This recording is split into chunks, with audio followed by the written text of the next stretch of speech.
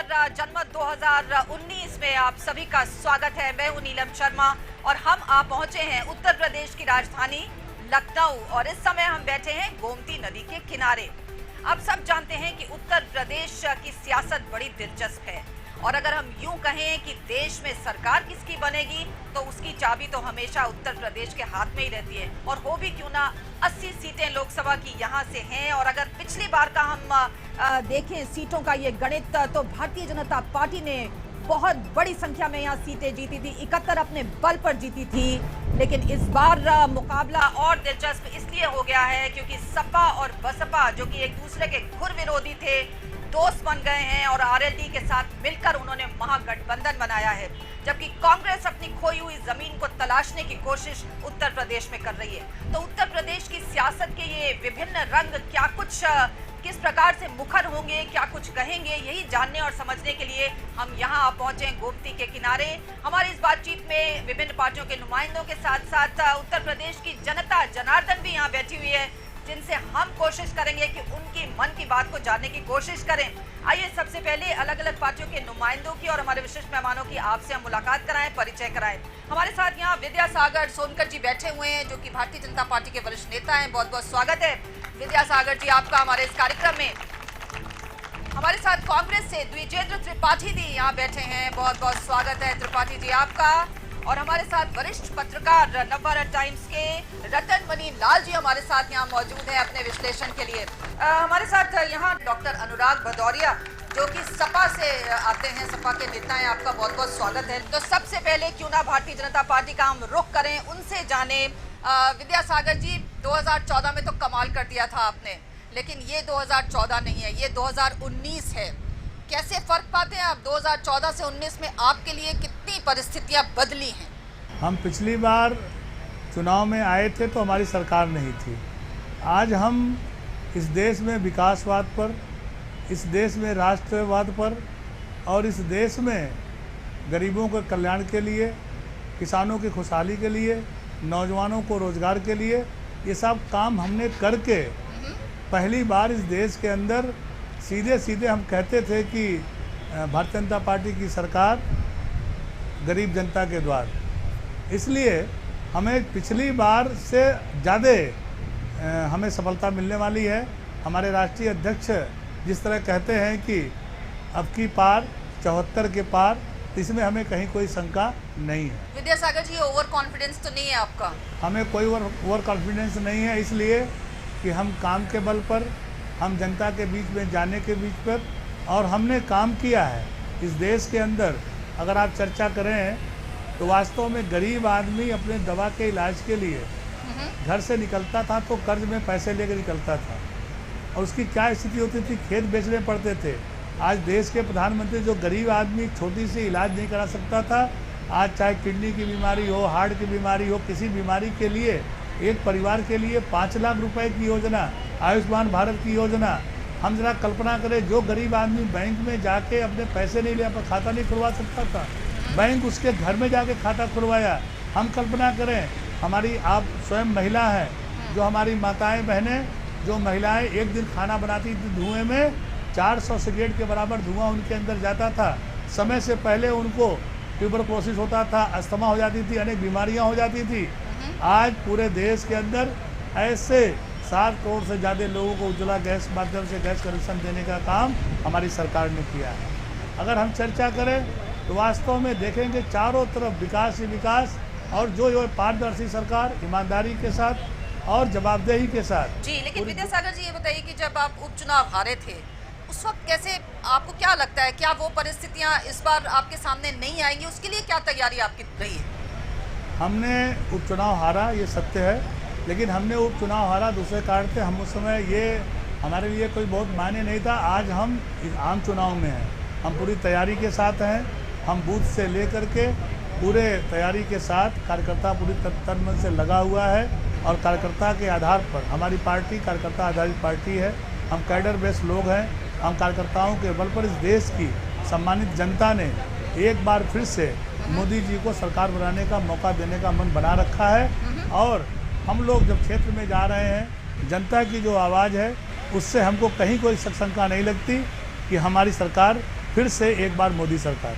जी, मतलब आप ये कह रहे हैं कि 74 सीटें जो हैं उनका आप मिशन लेके चल रहे हैं उत्तर प्रदेश में, ठीक है। द्विजेंद्र त्रिपाठी जी हमारे साथ यहाँ कांग्रेस पार्टी से हैं।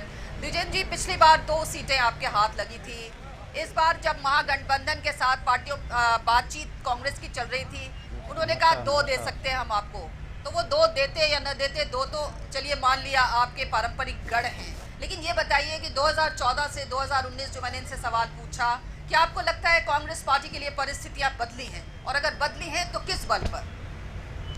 देखिए, परिस्थितियों की बात हम करें तो आपको ज्ञान होगा कि हम आम चुनाव के बाद पंजाब हमने जीता, राजस्थान, मध्य प्रदेश और छत्तीसगढ़ हमने जीता, और ये सारे स्टेट जो हैं भारतीय जनता पार्टी से हमने छीने जी।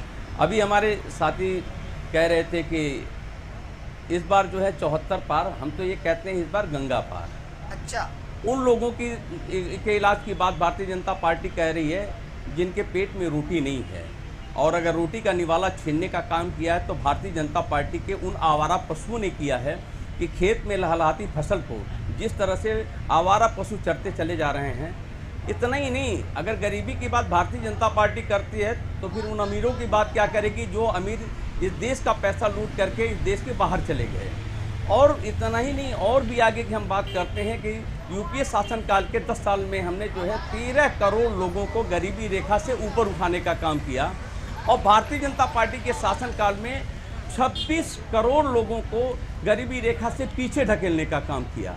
अगर भारतीय जनता पार्टी नोटबंदी और जीएसटी के नाम पर वोट मांगती है, अगर अपने मन की बात करने को दूसरे मन की बात न सुनने पर वोट मांगती है, अगर इस देश को, सबसे बड़ा राष्ट्रवाद तो बीजेपी का हमने ये तब देखा जब पाकिस्तान के प्रधानमंत्री ने कहा कि हम तो तब हमारी जीत होगी जब हिंदुस्तान में बीजेपी जीतेगी या मोदी जी पुनः प्रधानमंत्री बनेंगे।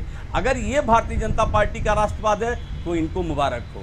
लेकिन जहाँ तक कांग्रेस पार्टी की बात है, अभी हमारे एक साथी पूछ रहे थे कि उन्होंने गरीबों की बात की, गरीबी परिवार 72,000। अगर ये सबसे बड़ा पेट दर्द अगर भारतीय जनता पार्टी को इसलिए है कि क्योंकि ये गरीबों के खिलाफ है, अमीरों के पक्ष में है। हम कहते हैं कि जब तक गरीब मजबूत नहीं होगा, गरीबी रेखा से ऊपर नहीं उठेगा और समाज का हर व्यक्ति मजबूत नहीं होगा, तब तक देश मजबूत नहीं हो सकता है। हाँ, ये अलग बात है कि भारतीय जनता पार्टी के शासनकाल में अगर कुछ हुआ तो 12 लाख करोड़ एनपीए बढ़ गया। 14 से लेकर के और दिसंबर 2018 तक भारतीय जनता पार्टी के केंद्र की सरकार ने 30.5 लाख करोड़ रुपए का कर्ज लिया।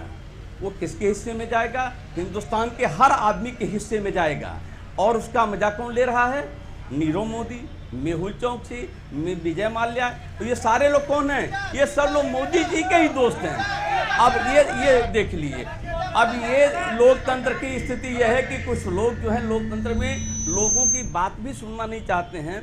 संख्या बल के हिसाब से जो आगे बैठे हुए, आप लोगों को मेरिट पर तय करना चाहिए कि क्या सही है क्या गलत है। आप किसी पार्टी के हो सकते हैं, आपका वोट जो है उनके पक्ष में जा सकता है, लेकिन जब मेरिट की बात हो तो आपके नेता बैठे, अपने नेता पर विश्वास कर रखिए और ये जान समझ लीजिए कि वो इतने समझदार हैं कि हमारी बातों का जवाब वो दे सकते हैं कि नहीं दे सकते हैं।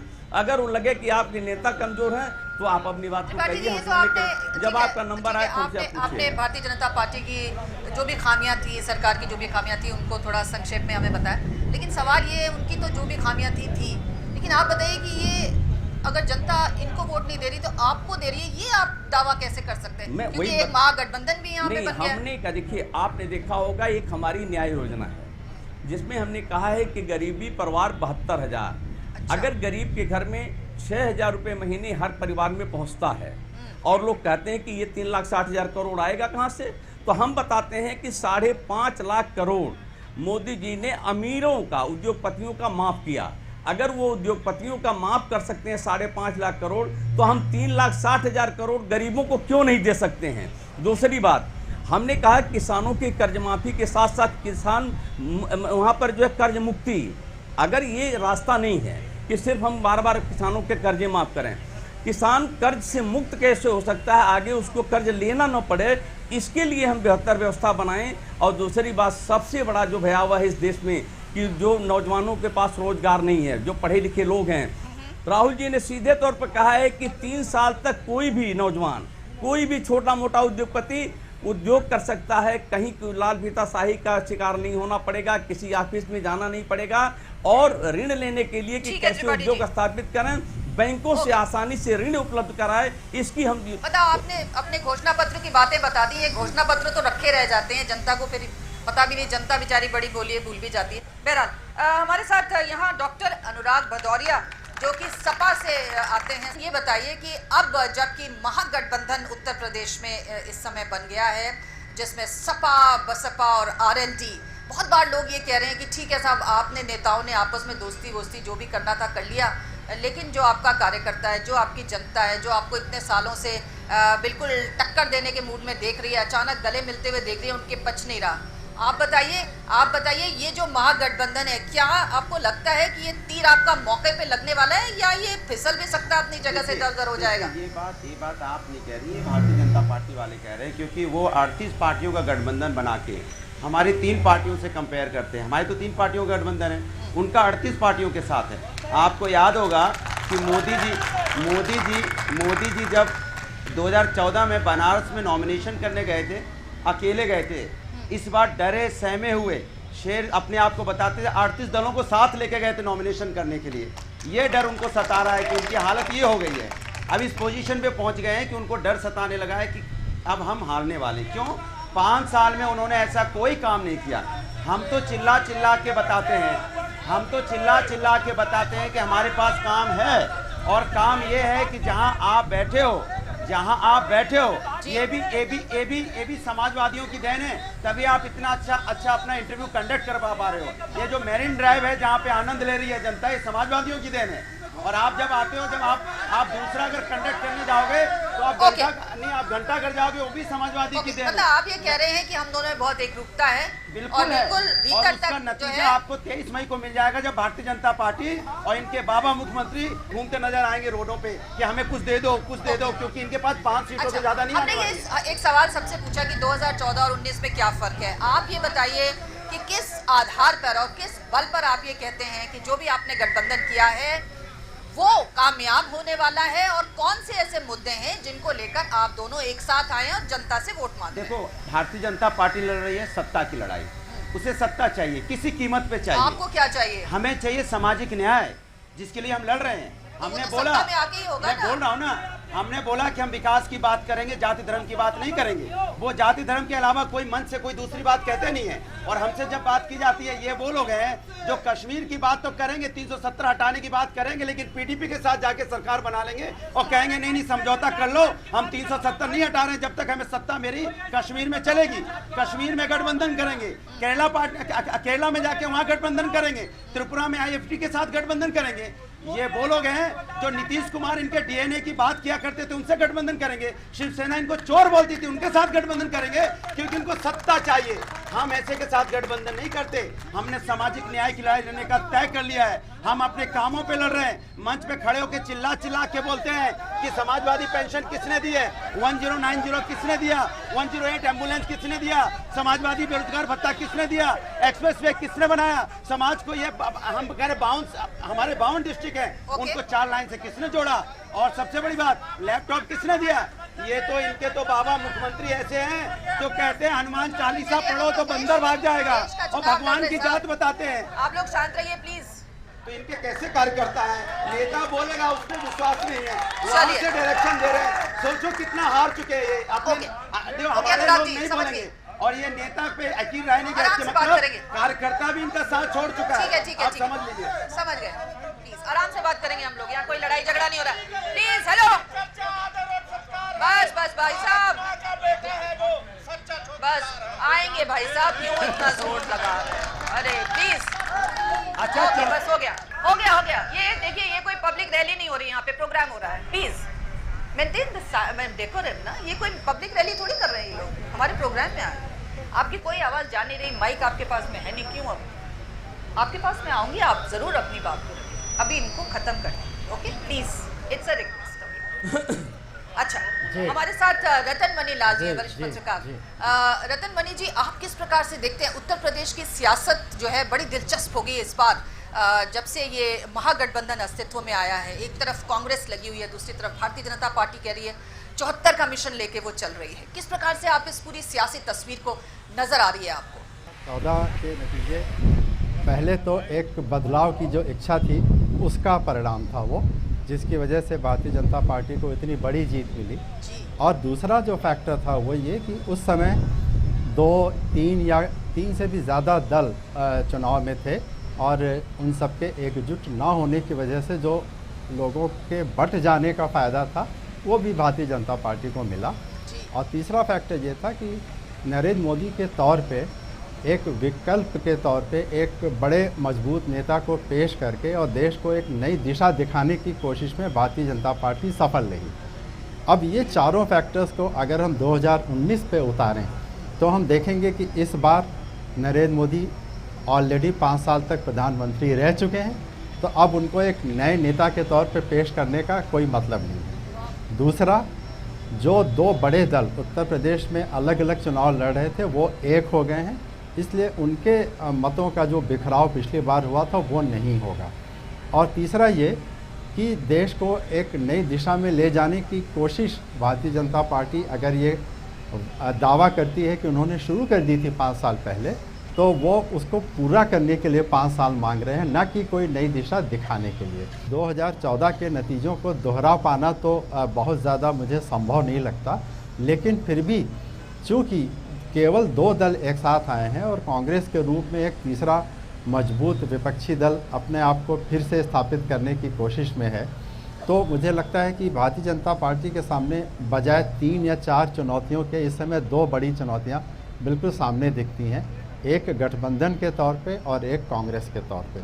हाँ, ये बात सही है कि पूरे प्रदेश में कांग्रेस यूनिफॉर्मली हर ज़िले में एक मजबूत टक्कर नहीं दे पा रही है, लेकिन जहाँ जहाँ भी वो टक्कर दे पा रही है वहाँ निश्चित तौर पे फिर विपक्ष बटा हुआ ही नज़र आएगा, जिसका कि फ़ायदा फिर भारतीय जनता पार्टी को मिलना चाहिए। तो अंततः मुझे लगता है कि अगर आप ओवरऑल नतीजों पे नज़र डालें तो 2014 के नतीजों को दोहरा पाना तो उतना मुझे संभव नहीं दिखता, लेकिन फिर भी भारतीय जनता पार्टी के पक्ष में एक मजबूत नेता का होना, पिछले 5 साल में पार्टी ने जो कुछ भी कहा है उसका दावा, उसके क्लेम्स, उसका जितना भी असर लोगों को हुआ हो वो, और तीसरा कि विपक्ष के सामने या विपक्ष की ओर से उत्तर प्रदेश ही नहीं बल्कि पूरे देश के लिए एक नेता की शक्ल और उसका चेहरा सामने ला पाने में अभी तक विपक्षी दल सफल नहीं हुए हैं। तो एक देयर इज़ नो अल्टरनेटिव वाला जो एक फैक्टर होता है वो सामने आ रहा है। एक छोटा सा ब्रेक लेते हैं। जनमत 2019 में आज हम लखनऊ आप पहुंचे हैं, गोमती नदी के किनारे बैठे हुए जनता जनार्दन भी है, विशिष्ट नेता भी हैं, बातचीत चल रही है। एक छोटा सा ब्रेक लेते हैं, तुरंत हाजिर होते हैं।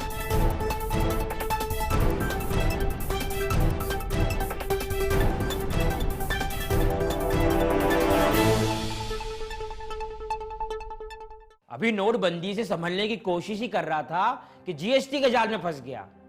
ना कोई व्यवस्था, ना कोई आयोजन। छोटे व्यापारियों की तो सरकार ने कमर ही तोड़ रखी है, क्योंकि सरकार बड़े उद्योगपतियों के फायदे की चक्कर में ही है। हमारे साथ अन्याय करने वालों याद रहे, व्यापारी हूं, भारत की अर्थव्यवस्था की जान हूं, मैं भी हिंदुस्तान हूं। एक सरल जीएसटी पूरे देश में लागू करके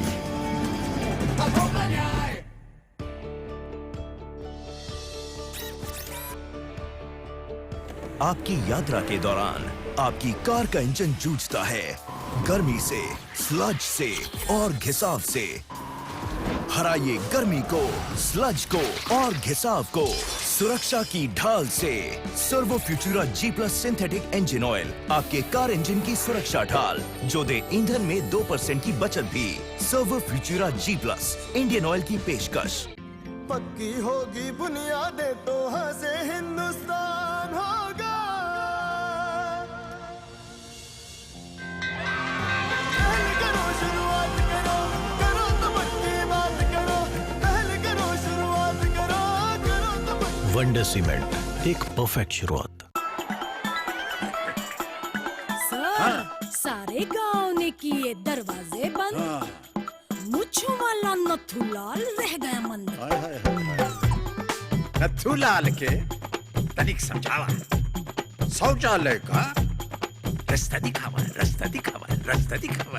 ए नथुआ, जब से शौचालय बनाया बाहर नहीं गया बेटा, 15 मिनट से अंदर है, रहा नहीं गया। एक ही नहीं सब दरवाजे बंद रखेंगे, क्योंकि एक भी बाहर गया तो हम सब बच्चे बीमार पड़ेंगे। जा रे नथुला।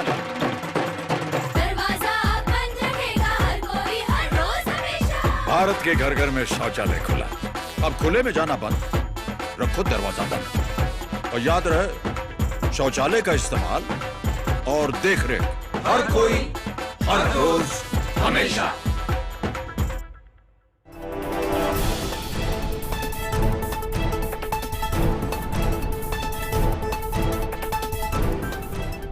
जनमत 2019 आप देख रहे हैं। देश भर में इस समय चुनाव चल रहे हैं और 3 चरणों का चुनाव अभी बचा हुआ है। उत्तर प्रदेश में भी चुनाव हो चुके हैं, कई चरणों के चुनाव, 7 चरणों में चुनाव उत्तर प्रदेश में हो रहा है। 3 चरण के चुनाव अभी बचे हुए हैं, वोट देना बचा हुआ है। पहले तो हम यही गुजारिश कर लें आप सबसे कि जब भी आपके क्षेत्र में वोट पड़े तो वोट देने जरूर आए। और हमारे साथ यहाँ जनता जनार्दन है, आइए जरा उनके मुद्दे जान लेते हैं। देश के क्या कुछ मुद्दे इस बार उत्तर प्रदेश की जनता के मन में है, जरा उसकी टोह ले लें। जी, यहाँ पे कौन बात करेंगे? माइक दीजिए जरा इनको। हाँ, बताइए क्या कुछ मुद्दे हैं इस बार उत्तर प्रदेश मेरा के? प्रश्न है भारतीय जनता पार्टी से है। सीधा प्रश्न है जी। सीधा प्रश्न है, देश की सुरक्षा से जुड़ा हुआ है। हाँ। जो पुलवामा में अभी बम धमाका हुआ जिसमें हमारे बहुत सारे सैनिक शहीद हो गए, वो RTTX इतना बड़ी मात्रा में कहाँ से आया? क्या उसका अभी तक कोई जांच हुई? पता चला कि कौन लोग उसमें शामिल थे? मतलब आप क्या कह रहे हैं कि इलेक्शन में ये इशू है? बिल्कुल इशू है, ओके, देश की सुरक्षा से जुड़ा हुआ मुद्दा। देश की सुरक्षा की बात भारतीय जनता पार्टी के एजेंडे में सबसे ऊपर है। जी विद्यासागर जी। हमारे कई मित्र भी कह रहे थे कि 56 इंची का सीना, 56 इंची का सीना का मतलब बताया। हम लोग गांव में के रहने वाले लोग हैं, किसान के परिवार से आते हैं। हम लोग कहते हैं कि अगर तुम हमको कुछ करोगे ना, हम तुम्हारे घर में घुस के मारेंगे। तो पहली बार इस देश के अंदर 56 इंची के सीना वाला प्रधानमंत्री घर में घुस के मारा, और मारा ही नहीं। आप सुनो तो, आप सुनो तो, आप सुनो तो, अनुराग जी आप सुनिए ना, सिर्फ आप ही नहीं बोलेंगे ना। जब आप चर्चा करते हो उत्तर प्रदेश की, 19 मार्च में क्या कहता हूँ, सुनिए ना, सुनो मिनट। 19 मार्च 2017 को उत्तर प्रदेश के अंदर भारतीय जनता पार्टी की सरकार बनती है। 19 मार्च 2017 के पहले इस प्रदेश के अंदर समाजवादी पार्टी की सरकार थी। सुन तो लो, बता रहा हूँ, आप हर बात में बोलते हो ना। बिजली आती नहीं थी, अगर बिजली आती थी समाचार बनता था। वही सारे इंफ्रास्ट्रक्चर है। हमारे कांग्रेस के मित्र बोलते हैं, हमारे सपा के मित्र बोलते हैं, अनुराग भदौरिया जी। अरे भाई, मैं कह रहा हूँ कि बिजली आ रही है। अब बिजली अगर कटती है तो समाचार बन जाता है। वही सरकार है, वही उत्तर प्रदेश है। 19 मार्च को शपथ लेने के बाद इस प्रदेश में बिजली अब कटती ही नहीं। जहां हमारी बहनें, हमारी बेटियां अगर बाजार से घर आती थी, 4 बजता था तो हमारे गार्जियन परेशान हो जाते थे। आज वो अपने घर आराम से आ रही हैं। और पहली बार इस देश के अंदर, जवाब नहीं देंगे, देखिए मैं बता रहा हूँ, अगर पाकिस्तान का हमने घुस के मारा है, हमने राष्ट्रवाद पर कोई रोजगार क्यों दिया? आप बताइए, आपने शिक्षा मित्रों पे लाठियां क्यों चलाई? आप बताइए, शिक्षा मित्रों के पेट पे लाठियां क्यों मारते हो? वो रोजगार मांगने आते हैं, आप उनको लाठियां बरसाते हो। आप बताइए, BHU में लाठियां क्यों मारी? जवाब नहीं दे पाओगे आप। अरे मैं बता और आप बोलोगे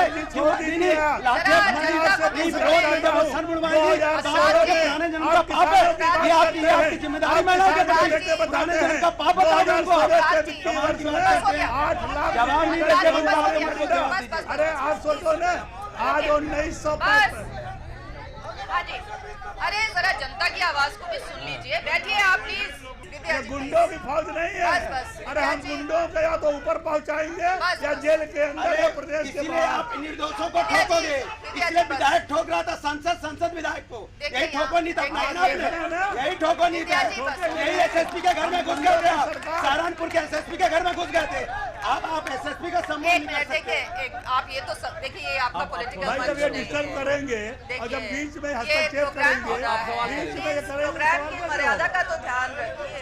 मैं अपनी बात समाजवादी पार्टी के हमारे प्रवक्ता जी हैं भदौरिया साहब, मैं इनसे पूछना चाहता हूँ अपनी बात। इन्होंने गठबंधन क्यों किया यूपी में, पहली बात। दूसरी बात, ये दावा कर रहे हैं जितना चार बार जो है मुख्यमंत्री भाई अखिलेश जी रहे, 4 बार मायावती जी रही, विकास नहीं हुआ। जो 5 आप अपने मुलायम सिंह जी रहे, मुलायम सिंह जी रहे, ठीक करिए, पहले अपने फैक्ट्स ठीक करिए। आप ये कह रहे हैं क्यों गठबंधन किया, बस ये मुलायम सिंह सवाल जी है ना। रहे और इतना लंबा भाषण की हमारे पास टाइम ही नहीं है भाई साहब, शॉर्ट में पूछ सकते हो 5 तो वर्ष में पूछो। जितना मोदी सरकार ने जो है विकास कर दिया है, हाँ, हमारे हिसाब से हम सबसे अपील करते हैं कि 5 वर्ष और मोदी सरकार को बैठ जाओ यार, अपील करने के लिए नहीं बुलाया आपको मैंने। प्लीज शॉर्ट में बोलिए, सवाल पूछिए, टिप्पणियां उस तरह से मत करिए। मेरा गठबंधन से सिर्फ एक ही सवाल है कि अब की बार उन्होंने जैसे गठबंधन किया है, क्या वो विधानसभा के चुनाव में भी गठबंधन करेंगे? ठीक है, चलिए जवाब दे दीजिए। वैसे ये सवाल हमारे उसका है नहीं, सिलेबस का नहीं है, पर चलिए पूछ लिया तो। दोनों का जवाब दे दूं। अब पहले 2 का तो दे दूं, दोनों का जवाब दे दूं। उन्होंने बोला, हाँ उन्होंने बोला गठबंधन क्यों किया। मैं पूछना चाहता हूं, हम तो विकास की बात कर रहे हैं, आपने 38 पार्टी से गठबंधन क्यों कर लिया? पहले कह चुके आप। नहीं, राजभर जी से क्यों कर रहे हैं आप? हमारी चिंता आपको है, आप अपनी चिंता करो ना, क्यों डरे हुए हो आप अकेले लड़ो। क्या अपना दल को क्यों समेटने की कोशिश कर रहे हो? नहीं, क्यों आप जा रहे हो राजभर के पीछे, क्यों जा रहे हो अपने साथ के पीछे? तो आप मत जाओ ना, आप लड़ो, हम तो विकास पे लड़ रहे हैं। आपने विकास किया होता तो शायद आपको गठबंधन की जरूरत नहीं पड़ती। आगे भी करेंगे क्या आप ऐसा हम गठबंधन? तो करेंगे, हम तो राष्ट्र को बचाने के लिए कुछ भी करेंगे। एनडीए की सरकार चला रहे हैं और हम पूरी तरह से सारे सहयोगियों के साथ लेके चल रहे हैं, पूर्ण बहुमत के बाद भी। लेकिन हम बता रहे भैया, ऐसा अभी बच्चे हो ना, अभी सेना देखा कहाँ, अभी सेना देखा कहाँ बाबू? पाकिस्तानियों से पूछो क्या हालत है उसका। ठीक है, हाँ बोलिए। मेरा समाजवादी के प्रवक्ता भदौरिया साहब से प्रश्न है कि सपा बसपा का ये स्वार्थी गठबंधन, ये ठगबंधन है और ये ठगबंधन इसकी किस्मत राजनीति में बंद हो चुकी है और इसकी उम्मीदें भी सूख चुकी हैं। बंद किस्मत की कोई ताली नहीं होती और सूखी उम्मीदों की कोई डाली नहीं होती। और मोदी जी जैसा इंसान झुक जाता है गरीबों के चरणों में भी, उसकी झोली कभी खाली नहीं होती। भारत माता की। माइक उधर दीजिए, पीछे दीजिए, पीछे दीजिए माइक की तरफ, जल्दी से बोल दीजिए आप। मैं कांग्रेस के और समाजवादी पार्टी के प्रवक्ताओं से एक सवाल करना चाहता हूं। अगर आपके पास कोई कैंडिडेट नहीं था, कोई जरूरी था चुनाव लड़ाना? किसको पूछ रहे सिन्हा हैं? जी की घरवाली को यहाँ सपा से लड़ा रहे हो, सिन्हा जी को कांग्रेस से लड़ा रहे हो, ये क्या लोगों के साथ मजाक? यही लोग सुनिए, यही लोकतंत्र की खासियत है, यही भाईचारा है। कोई कहीं से लड़े, कोई कहीं से आए, यही सीखना है बीजेपी को, ये बीजेपी को सिखाने के लिए है। नीलम जी, यही हमारी हिंदुस्तान की खासियत है। सवाल किया दोनों, नहीं देखिए आगे बैठे हुए सब लोगों को दे रहे हो, क्या मतलब कोई मतलब नहीं। मेरा तो प्रश्न ये है कि सबसे पहले जो मैडम ने कहा था, इस पे हम सब तवज्जो दें और जैसे इन्होंने कहा था कि सब शांति से बैठे, शांति का दान दें, सबके प्रश्नों का उत्तर सुने, प्रश्नों का जवाब। इनकी तो सुन लो प्लीज, आपके अपने। तो मैं यही सबसे हाथ जोड़कर गुजारिश करूंगा। ये महिलाओं को जरा माइक दीजिए, 1 मिनट, महिलाओं को माइक दीजिए। हाँ बोलिए। अनुराग भदौरिया जी से पूछना चाहती अरे भाई यहाँ और भी लोग बैठे हैं। प्रजापति जैसे लोगों को आप लोगों ने जन्म दिया, उसके बाद आप सफाई दे रहे हैं कि बीजेपी में कोई सुरक्षा कानून व्यवस्था नहीं है। गेस्ट हाउस कांड आपने देख ही लिया और उसी से आप जुड़ भी गए। अब हम बोले, अब भाई साहब से पूछना चाहती हूँ। अब हम जवाब दे रहे हैं, जवाब दे दें इनका जवाब दे दें। आपको एक ही जवाब है कि जाके उन्नाव के, मैं जवाब तो दे दूं पहले। इनका एक ही जवाब है कि जरा कुलदीप सेंगर जी के उन्नाव को आज तक आपने पार्टी से निकाला नहीं है। और सुन लीजिए देवरिया शेल्टर होम का आप देख लीजिए क्या हालत है। अनुराग जी भाई साहब, बात हम लोगों की भी सुनिए। लाठियों से महिलाओं का सर फोड़ा गया, उसके बारे में आप नहीं बताइए। अभी आजम खान ने जया पर्दा वाला आप बताइए, बता रहा हूँ। अब बताइए उन्होंने क्या सम्मान दिया है, आप बताइए हमको। सुन लीजिए, मैं इनसे पूछ रहा हूँ कि आजम खान साहब, सुन लीजिए, जवाब सुन लो। अरे जवाब तो ले लो। इनसे मेरा क्वेश्चन ये है कि 2017 से पहले इनका काम बोलता था, फिर 2017 में क्यों हार गए? और कांग्रेस वालों से मेरा ये सवाल है, कांग्रेस वालों से ये सवाल है, लड़ रहे हैं तो वहाँ जय श्री राम के नारे लगाए। मेरा सीधा सवाल बीजेपी से है। देखा, सर सबसे ये है असली पीछे की जनता जो बीजेपी से पूछेगी। सर मैं ये पूछना चाहती हूँ, मोदी जी ने कहा था 2 करोड़ रोजगार हर साल मिलेंगे। हिंदुस्तान से ज्यादा बेरोजगार तो किसी देश में है ही नहीं। बेरोजगारी एक बहुत बड़ा इशू बनकर निकला है इस चुनाव में। विद्यासागर जी, ये तो आप भी मानेंगे, देखो जो वादा किया था वो निभाया नहीं आपने। जो हमने वादा किया है उसको पूरा किया है। अगर हम 2014 का अपना संकल्प पत्र देखें, हमने जितना कहा था हमने सब पूरा किया। हमने कहा था कि हम 2 करोड़ लोगों को रोजगार देंगे। पहली बार इस देश के अंदर स्टार्टअप और स्टार्टअप, अरे सुनो तो भैया, सुनने की क्षमता रखा करो ना अनुराग जी, आप खाली कहते हो। तो मैं ये कह रहा हूँ कि वास्तव में हमने कहा कि हम रोजगार देंगे। पहली बार बैंकों से बिना गारंटी के ब्याज लेकर के दलित समाज का भी व्यक्ति अपना रोजगार करके कौशल विकास योजना से ट्रेनिंग लेकर के, अरे भाई सुनो तो नहीं, आप सुनना तो चाहते नहीं भाई साहब, आप क्यों सुनो तो, आपके काम की बात है। और पहली बार हमने ये नहीं देखा कि ये किस जाति का है, किस धर्म का है। हमने पूछा क्या कि उज्ज्वला गैस किसको मिला, आयुष्मान भारत कार्ड किसको मिला, मिशन इंद्रधनुष से लाभ किसको मिला, 12,000 रुपया महिलाओं को किसने दिया। हम कह रहे किसानों को भी 2,000 रुपया खाते में दिया, किसने दिया। हमने पूछा 1,700, हमने कहा 1,855 रुपए का गेहूं का रेट हमने दिया, किसको मिला। मैं कहता हूँ शौचालय बना किसको मिला, आवास मिला किसको मिला, अरे बिजली कटती नहीं है, ये किसको लाभ मिल रहा है। आप अनुराग जी बार बार डिस्टर्ब करते हो। आप उत्तर प्रदेश में, मैं कहना चाहता हूँ, अरे आप अगर 40 सीट भी जीत जाओ, आपकी तो विपक्ष की भी स्थिति नहीं है भाई। आप पहले चुप होइए। रोजगार दिया है हमने ईमानदारी से सरकार दिया है, हमने व्यवसाय दिया लोगों को, हमने महंगाई रोकी है, हमने बिजली दिया है, हमने पानी दिया है, हमने सड़क दिया है, हमने भ्रष्टाचार खत्म किया है, हमने अपराधियों को जेल में भेजा है, हमने गुंडों को आपके पास कुछ नहीं है, आप मायावती के पास जाते हो। अनुराग जी, मेरा प्रश्न आपसे है, आपका प्रधानमंत्री पद का दावेदार कौन है बताइए। आप मायावती को मानते हैं या मुलायम सिंह यादव को मानते हैं? आप बताइए, साफ साफ बताइए, आप प्रधानमंत्री का दावेदार किसको मानते हैं? आप बताइए। देखिए सुनिए, लोकतंत्र में एक संविधान के पास कोई मुद्दा नहीं है। अब ये खाली ऑक्सीजन पर जी रहे हैं, ये ऑक्सीजन पर जी रहे हैं, सीसीयू में है, आप सीधे सवाल लीजिए।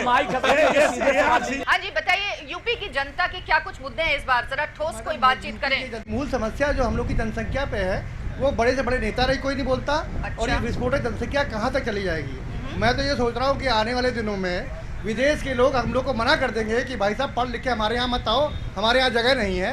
तो इस विषय पे कोई बात करने को क्यों नहीं तैयार होता है। मेरा सवाल बसपा सपा गठबंधन से है कि ये कहते हैं मोदी जी ने मेहुल चौकसी और नीरव मोदी, विजय माल्या को देश से भगा दिया, लेकिन यही कांग्रेस है जिसने इन तीनों को, बैंकों ने मना किया था कि इनको लोन मत दीजिए, लेकिन उसके बावजूद इनकी सरकार रहते हुए इन लोगों ने लोन क्यों दिया इन तीनों लोगों को। इसका जवाब दें। ठीक है, एक मिनट रुकिए। हाँ सर, आप सभी पार्टियों से मेरा एक क्वेश्चन है कि हम लोग पिछले कई सालों से आपस में लड़ते और लड़ाते आ रहे हैं, जो आप लोगों के माध्यम से ऐसा किया जाता है। आज हम लोगों की बेरोजगारी दिन प्रतिदिन बढ़ रही है। हम लोग एक युवा स्टूडेंट हैं, अभी MBA क्वालिफाइड किए हैं, फिर भी नौकरी नहीं मार्केट में मिल पा रही है अकॉर्डिंग टू जो भी है। आज इस विषय पे कोई भी सरकार हो, इसको कुछ समय के लिए युवाओं को प्रभावित करते हैं लोग बोल के मंच से कि अब की बार मेरी सरकार आएगी तो मैं ये कर दूंगा, चाहे वो सपा हो, चाहे वो बसपा हो, चाहे वो बीजेपी हो, चाहे कांग्रेस हो। ठीक है, समझ गए। आज बेरोजगारी का इशू उठा रहे हैं। अच्छा, और दीजिए माइक, इसको इधर दीजिए। मेरा सवाल कांग्रेस पार्टी के प्रवक्ता से है। अभी इन्होंने कहा कि नीरव मोदी को भगा दिया, इन्होंने माल्या को भगा दिया। मैं इनसे पूछना चाहता हूं कि भोपाल गैस कांड का जो आरोपित था एंडरसन, उसको इन्हीं के टाइम के नेता पंडित राजीव गांधी जी प्रधानमंत्री थे, उन्होंने भगाया था। सिखों का नरसंहार इन्होंने करवाया। कश्मीरी पंडितों के साथ कितना अत्याचार हुआ, इनके टाइम पे हुआ। आज ये 70 साल के बाद कह रहे हैं कि हम न्याय योजना लाएंगे। ये मान रहे हैं ना कि 60 साल में इन्होंने इस देश के साथ अन्याय किया है। त्रिपाठी जी जवाब देंगे आप। देखिए, हम उन बातों को कहना चाहते हैं कि जो मोदी जी ने वायदे किए थे, अभी एक एक मुद्दों का हम जवाब देंगे। एक तो उन्होंने कहा कि नीरव मोदी और विजय माल्या को भगाने वाली बात जहाँ तक है कि देखिए, कोई भी उद्योगपति जब उद्योग लगाता है तो निश्चित तौर पर बैंकों से कर्ज लेता है, बैंक उसको कर्ज देता है। और उसके बदले वो अपनी संपत्ति जो है बैंक के पास गिरवी रखता है। उन्हीं के शासनकाल में सीधे तौर पे रेड कॉर्नर नोटिस जारी होने के बावजूद उसके बावजूद जो वो एयरपोर्ट से सीधे फरार हो जाता है, भग जाता है। तो इसकी जिम्मेदारी अगर किसी की होती है तो मोदी जी की होती है, कांग्रेस पार्टी की नहीं है। एक नौजवान साथी ने पूछा बेरोजगारी की बात, भारतीय जनता पार्टी के हमारे नेताजी कह रहे थे कि 2 करोड़ लोगों के रोजगार की बात की। अगर पकौड़े वाले से रोजगार मिलता है तो ये उन्हीं को मुबारक हो, हमें नहीं चाहिए। दूसरी बात, 50 लाख लोगों को 5 साल के अंदर 50 लाख लोगों की नौकरियां गई हैं।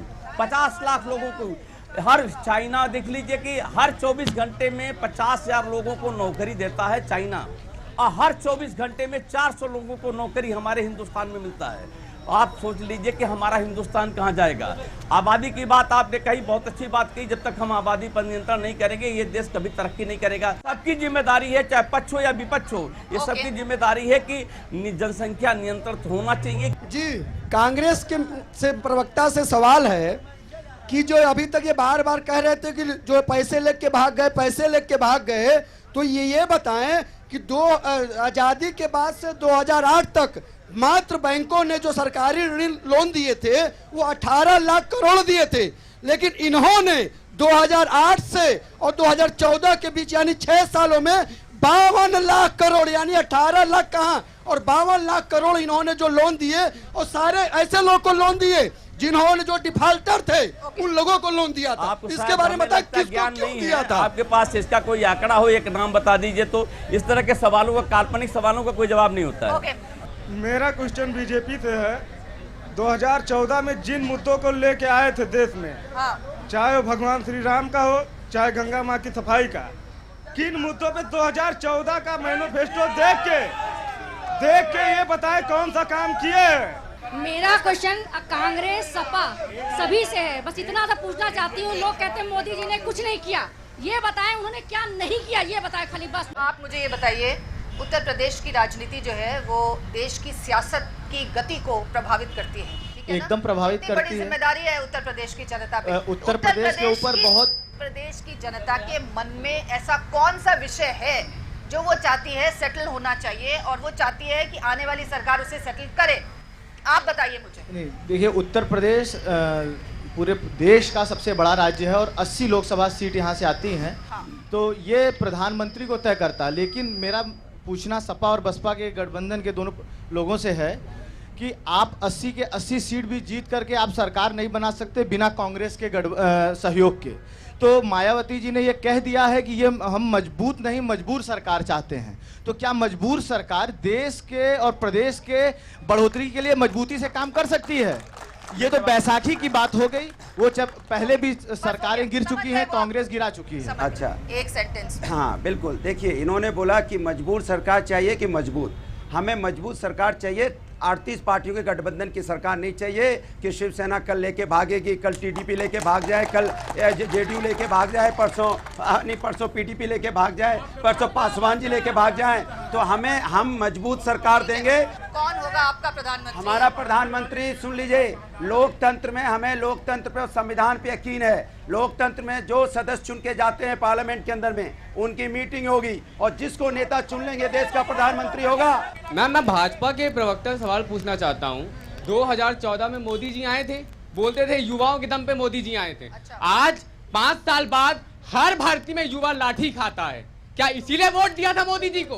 मैम 60 साल का हिसाब मांगते थे। मैम एक बात और कहना चाहता हूँ, मैम सिर्फ एक बात, 60 साल का हिसाब मांगते थे, 5 साल का कब देंगे? ओके ठीक है, 5 साल का कब देंगे? इधर ये लो कुर्ते में। हाँ। आपका 2014 में जब आप चुनाव लड़के आप जीत के आए थे तो सबसे प्रमुख मुद्दा था काला धन। मैं सिर्फ इतना जानना चाहता हूँ कि काला धन वापस आएगा कि नहीं आएगा, कि ये सिर्फ चुनावी जुमला था? ठीक है, बैठ जाइए। ये दीजिए ऑरेंज। हाँ, खड़े हो जाइए। मेरा सवाल बीजेपी के प्रवक्ता जी से है कि जितने भी प्रदेश के कर्मचारी हैं, मोदी जी के गढ़ में बनारस में प्रियंका जी कहती हैं कि हम जितने भी कर्मचारी हैं उनको पेंशन देंगे, और यहाँ पे पूरे प्रदेश की भीड़ आने के बाद भी उत्तर प्रदेश के अंदर समाजवादी पार्टी की सरकार थी। आपने देखा होगा कि लोकसभा आयोग के अध्यक्ष कौन, सारे जो भ्रष्टाचार का आरोप, सारे जो इन्होंने नियुक्ति करना चाहा सब हाई कोर्ट से या तो रोक या तो बात तो सुनो भाई ना, फिर आप टोकना शुरू करोगे, फिर आप अरे आप धैर्य तो रखो, आप धैर्य तो रखो, आप धैर्य तो रखो भाई। मैं कह रहा हूँ कि जब हमारी सरकार 17 में आई, ये प्रदेश जिस स्थिति में था आज उसको आगे ले चल के हमने आज पहले कचरा साफ करने का काम किया हमने इस प्रदेश। हाँ नहीं, मैं नौकरी बात कर रहा हूँ, मैंने रोजगार देने की बात कही, मैं रोजगार दे रहा हूँ। लेकिन उन्होंने उस नौजवान ने पूछा तो मैंने बताया कि आखिर में काला धन बता रहे हैं, काला धन के बारे में अभी चर्चा लोग कर रहे थे, मेहुल चौकसी की, नीरव मोदी की, विजय माल्या की। मैं सुनो भाई, मैं कह रहा हूँ पहली बार इस देश के अंदर हमारे 56 इंची के सीना वाले प्रधानमंत्री ने पूरी दुनिया के अंदर, आपने देखा अभी पहली ऐसे कभी हुआ नहीं, हमारा जो अभिनंदन, हमारा जो एयरफोर्स नहीं अभिनंदन नहीं है, काला धन की बात है सोनकर जी। और स्विस बैंक में जितना भी पैसा था वो दूना हो गया और आप काले धन पर आए थे। अब एक आपने कहा था कि वायदा किया था कि 25 लाख करोड़ लाएंगे, बात तो सुनिए, जुमले वाली बात कर रहे हैं, उसका जवाब तो सीधे मैं कह रहा हूँ कि अभिनव चाहे वो नीरव मोदी हो चाहे माल्या हो, सबको वहाँ कोर्ट से हमारे दबाव से हमारी विदेश नीति। अरे भाई सुनो ना भाई, आप सुनना नहीं चाहते हो भैया? वो भी फौजी है, बनारस में कौन फौजी है? उसको कौन फौजी है? वो तेज बहादुर यादव, शालिनी यादव, अखिलेश यादव, अनिल यादव, खाली यादव, खाली परिवारवाद। अरे परिवारवाद नहीं चलेगा, एक बिरादरी, परिवारवाद, बिरादरीवाद, यही है समाजवाद। अरे अनुराग जी समाजवाद के नाम पे परिवारवाद। अखिलेश यादव, डिम्पल यादव, धर्मेंद्र यादव, अनिल यादव, जहाँ देखो वहाँ यादव। अरे बिरादरी रखी है क्या? अरे हमारे यहाँ देखो ना, हमारे यहाँ सबका साथ, सबका विकास, कौन बिरादरी ज्यादा सबका विकास। डरे हुए हो आप, डरे हो आप भयभीत हो, आप कर रहे हो, कौन झगड़े में मूल मुद्दा गायब हो गया। एक सवाल था उन नौजवान का, 25 लाख करोड़ की बात में, ब्लैक मनी की बात थी, वो सवाल का जवाब आना चाहिए। तो रहे, ये शांत तो रहे, मैं बताऊंगा। मैं कह रहा हूं कि आज उस काम के लिए हमारी सरकार ने, देश के प्रधानमंत्री जी ने पूरी ईमानदारी के साथ, सुनो भाई, पूरी ईमानदारी के साथ हमारी आज विदेश नीति ऐसी है, हमने इतना दबाव बनाया कि आज विजय माल्या हो, नीरव। अरे सोनकर जी, आपके राष्ट्रीय अध्यक्ष ने कह दिया कोई जुमला था और आप कह रहे हैं कि आपकी सरकार कोशिश कर रही है। आपके राष्ट्रीय अध्यक्ष ने कहा कि ये जुमला था, ये चुनावी जुमला था, और अगर ये जुमला है तो देश के साथ विश्वासघात है, कि देश के लोगों से विश्वासघात किया। बोलो, बताओ भैया। राजनीति शास्त्र का विकास इसलिए हुआ था कि लोगों में समरसता आए, विकास आए और राम राज्य की स्थापना हो। लेकिन यहाँ पर तो राजनीति के लोगों को ही लड़ा देते हैं। मुझे आप सभी से ये सवाल है कि ऐसा क्यों हो रहा है? लोगों के विकास के लिए लोग हम चाइना से, यूरोप से, जापान से कंपेयर करते हैं, लेकिन यहाँ पर तो हम अक्सर नाम पाकिस्तान से लेते हैं कि पाकिस्तान ने वहाँ किया और यहाँ किया। हम फ्रांस से क्यों नहीं कंपेयर करते अपने को? कि राष्ट्रीय इलेक्शन है तो राष्ट्रीय मुद्दे पे बात होनी चाहिए। और यहाँ पे जो भी सरकारें रही, या तो कांग्रेस की रही है या तो भारतीय जनता पार्टी की रही है। समाजवादी पार्टी तो अभी नए नए उभर रहे हैं और प्रदेश लेवल तक ठीक है, ऊपर तो कोई बात ही नहीं है। और आप लोगों से, दो लोगों से प्रश्न है जो देश की जनता जानना चाहती। मैं भी भ्रमित हो जाता हूँ, कभी कभी संशय होता है, लेकिन आप लोगों से निवेदन है इस सवाल का आप गोलमोल जवाब दोनों लोग न दीजिएगा, सीधा। वो है आतंकवाद, ठीक है? आतंकवाद की मूल जड़ 370 है, जो आपके एजेंडे में भी था, लेकिन आज तक वो ना आप हटा पाए ना आप हटा पाए। क्या कारण है जो आप लोग हटाते नहीं हैं? सवाल कांग्रेस के प्रवक्ता से है कि आप कहते हैं कि प्रियंका गांधी जी कुशल वक्ता है, प्रवक्ता हैं, तो उनको चुनाव क्यों लड़वाते? चुनाव क्यों नहीं लड़ाते प्रियंका जी को? ये अच्छा सवाल पूछा है, कांग्रेस के हमारे नेता जवाब देंगे। अभी प्रियंका जी राजनीति में आई हैं और उन्होंने खुद भी कहा कि अगर राष्ट्रीय अध्यक्ष कहें तो मैं वाराणसी से चुनाव लड़ जाऊं। ये प्रजातांत्रिक पार्टी है, यहाँ पर निर्णय लेने का अधिकार राष्ट्रीय अध्यक्ष को होता है, और अगर राष्ट्रीय अध्यक्ष कहे होते तो चुनाव लड़ी होती। अभी तो आई है राजनीति में, आगे आगे देखिए अभी इब्तदाई इब्त में होता है क्या, और आगे आगे देखिए होता क्या। चुनाव लड़ेंगी, आपकी जो मंशा है वो पूरी होगी। लेकिन आज जो सबसे बड़ा सवाल आप छोड़ करके जा रहे हैं, एक बड़ा मंच समझ लीजिए था। आप पूछ सकते थे कि आखिर में जो 2014 में वायदे किए गए थे हिंदुस्तान की आवाम से, जिसकी वजह से इतना बड़ा मैंडेट मिला था भारतीय जनता पार्टी को, वो कहां गायब हो गया। और अगर फिर वही सिर्फ मन की बात पर अगर भारतीय जनता पार्टी का मोदी जी आप मानते हैं, तो हम उनसे पूछना चाहते हैं कि उनके पार्टी के वो शीर्ष नेतृत्व जिन्होंने भारतीय जनता पार्टी को शिखर पर पहुंचाया, आज वो कहां पर दिखाई दे रहे हैं। मेरा आशा है कि आडवाणी जी से लेकर मुरली मनोहर जोशी से लेकर के और यशवंत सिन्हा से लेकर के वो तमाम लीडर आज हाशिए पर चले गए। आज कौन से लोग आ गए हैं? वो लोग आए हैं कि जो धन बल पर और झूठ बोलकर हिंदुस्तान के लोगों को गुमराह करके सत्ता तो हासिल कर लिया, लेकिन इस देश के हाथों में कुछ नहीं आया। आज जवाब लोग मांगना चाहते हैं, जवाब देना चाहिए। जनमत 2019 में छोटा सा ब्रेक, बने रहिए हमारे साथ।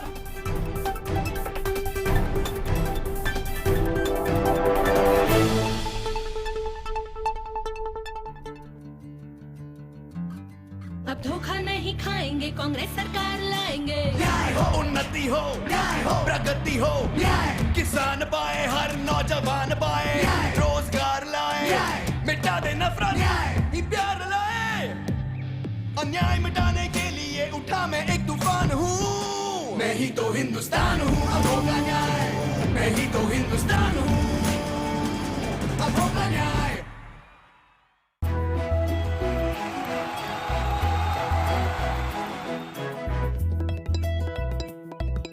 कर दोबारा उठकर आगे बढ़ना था मुश्किल, इरादा साफ था, कदमों तले मिल गई मंजिल। मिल गई फिर से रिश्तों की नई मुस्कान, मिल गई फिर से वही पहचान, वही सम्मान। PNB, भरोसे का प्रतीक।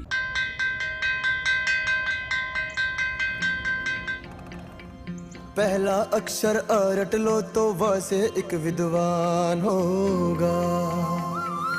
पक्की होगी बुनियादें तो हाँ से हिंदुस्तान होगा।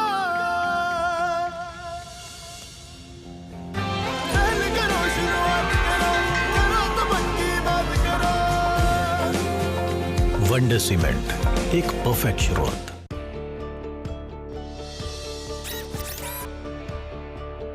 आपकी यात्रा के दौरान आपकी कार का इंजन जूझता है गर्मी से, स्लज से और घिसाव से। हराइए गर्मी को, स्लज को और घिसाव को सुरक्षा की ढाल से। Servo Futura G+ synthetic engine oil, आपके कार इंजन की सुरक्षा ढाल, जो दे ईंधन में 2% की बचत भी। Servo Futura G+, Indian oil की पेशकश। जब मन में हो विश्वास, तो मेरे जवान और किसान दोनों होंगे कामयाब। जॉन डियर, टेक्नोलॉजी का वरदान, नए भारत की शान।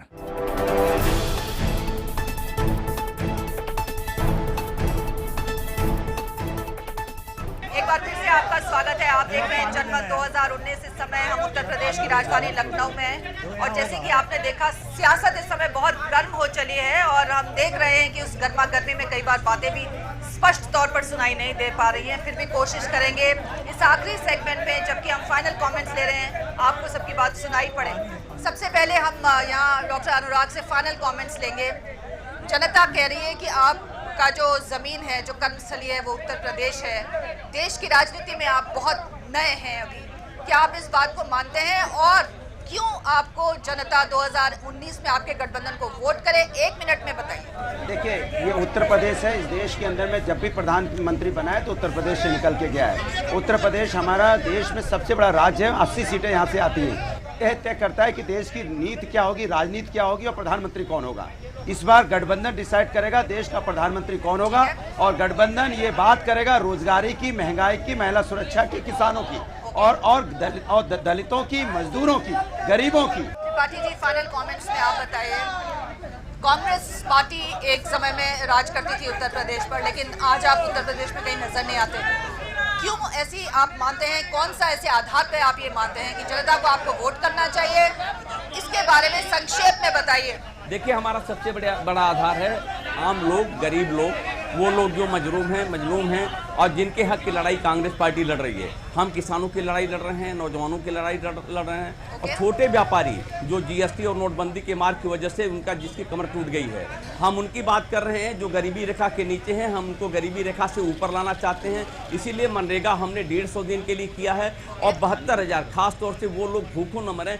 और ये हमारा शुरू पहली बार नहीं है, हमने किसानों की कर्ज माफी इसके पहले भी की है। फूड सिक्योरिटी बिल हम लाए हैं, मनरेगा हम लाए हैं। तो लोगों का विश्वास है कि कांग्रेस पार्टी जो वायदे करती है उसको पूरा करती है और हम लोगों को इत्मीनान दिलाना चाहते हैं कि जो हमने वायदे किए हैं उसको हम पूरा करके रहेंगे। ओके, जनता क्यों वोट दे भारतीय जनता पार्टी को?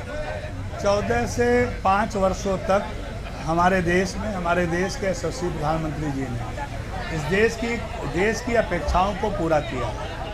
हम आने वाले 5 वर्षों में इस देश की आकांक्षाओं को पूरा करेंगे और पूरे दुनिया में भारत को विश्व गुरु का दर्जा दिलाएंगे।